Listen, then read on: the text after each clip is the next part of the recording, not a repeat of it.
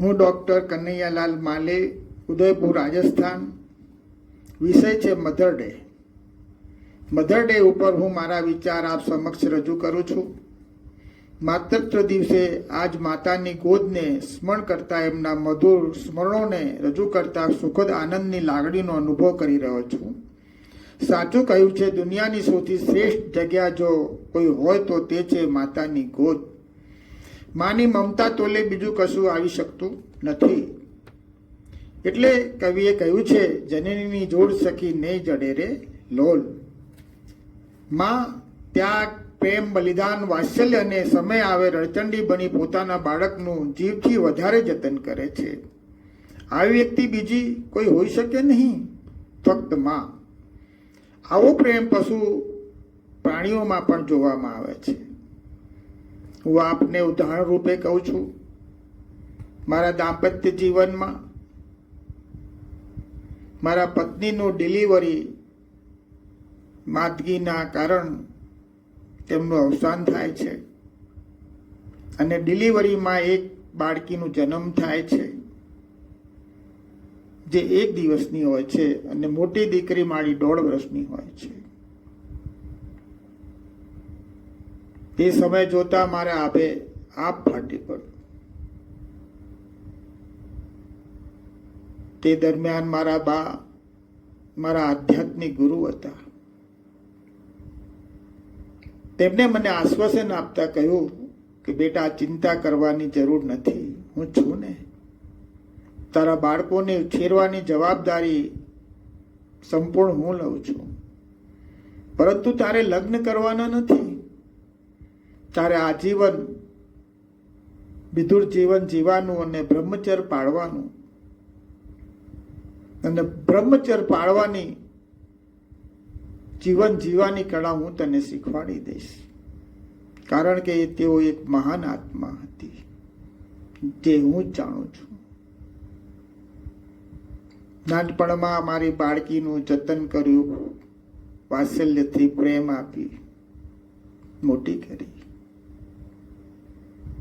આજે મોટી દીકરી 50 વર્ષની છે અને નાની દીકરી 47 વર્ષની છે. મોટી દીકરીને એક બાબો અને એક બેબી છે. એની મોટી દીકરી ઇન્ટિરિયર ડિઝાઇનર છે અને બાબો ફોટોગ્રાફર છે.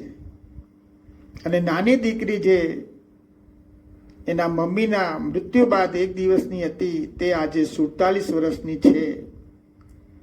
એનો એક બાબો અને એક બેબી ડોક્ટર છે અને નાની દીકરી ભણી રહી છે.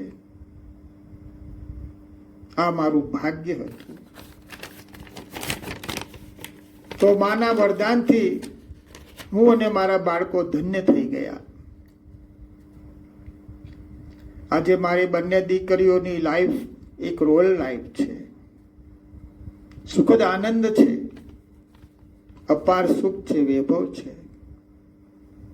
મારા શબ્દોમાં અને અનુભવથી કહું તો ધરતી માતાની ગોદ જેટલો જ રોલ મારી બાએ ભજવ્યું. આજે અમો મારા ગુરુમાં જનનીની વરદાનથી હું અને મારા બાળકો આ જીવનના ભવસાગરથી તરી ગયા છીએ. જે મારું અને મારા બાળકોનું ભાગ્ય ને અહોભાગ્ય કહું તો અતિશયોક્તિ નથી. પરંતુ જતા જતા એક શબ્દ જરૂર કહેતો જઈશ.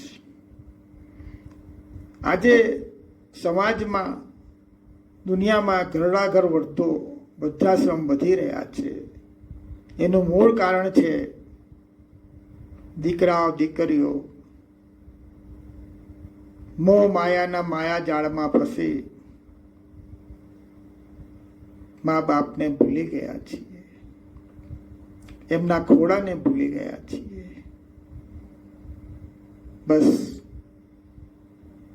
જીવતાજી મા બાપને ઘરડા ઘરમાં ના જવું પડે એનું જરૂર ખ્યાલ રાખજો, એવી હું આજના યુવાનોથી પ્રાર્થના કરું છું. ઓમ શાંતિ, ઓમ શાંતિ, ઓમ શાંતિ.